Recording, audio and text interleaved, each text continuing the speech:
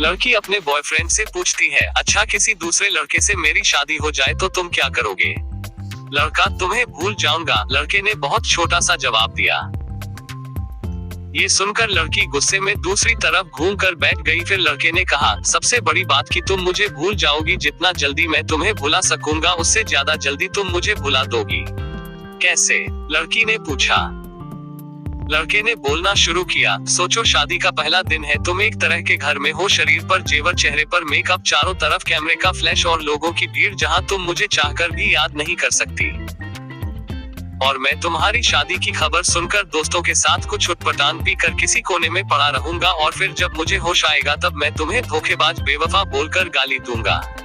उद्धरण चिन्ह। फिर जब तुम्हारी याद आएगी तो दोस्त के कंधे पे सरकार रख के रो लूंगा। उद्धरण चिन्ह।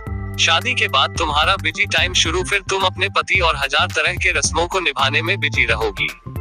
फिर कभी कभी तुम्हें मेरी याद आएगी जब तुम अपने पति का हाथ पकड़ोगी, उसके साथ बाइक पर बैठोगी और मैं आवारा की तरह इधर उधर घूमता रहूंगा जैसे जिंदगी का कोई मकसद ही नहीं, और अपने दोस्तों को समझाऊंगा कि कभी प्यार मत करना, कुछ नहीं मिलता, जिंदगी खत्म हो जाती है प्यार के चक्कर में।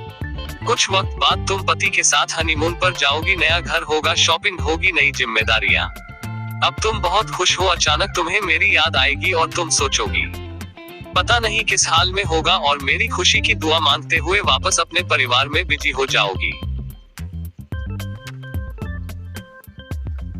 मैं अब तक मम्मी पापा भाई या फिर दोस्तों से डांट सुन सुनकर लगभग सुधर गया हूँ। सोच लिया अब कोई काम करना है, एक अच्छी सी लड़की से शादी करके तुम्हें भी दिखा देना है और सबको यही बोलूंगा कि भुला दिया है मैंने तुम्हें, लेकिन तब भी मैं तुम्हारे मैसेजेस को आधी रात को निकाल कर पाऊंगा और सोचूंगा शायद मेरे प्यार में ही कमी थी जो तुम्हें न पा सका, फिर अपनी तकलीफ को कम करने की कोशिश करूंगा।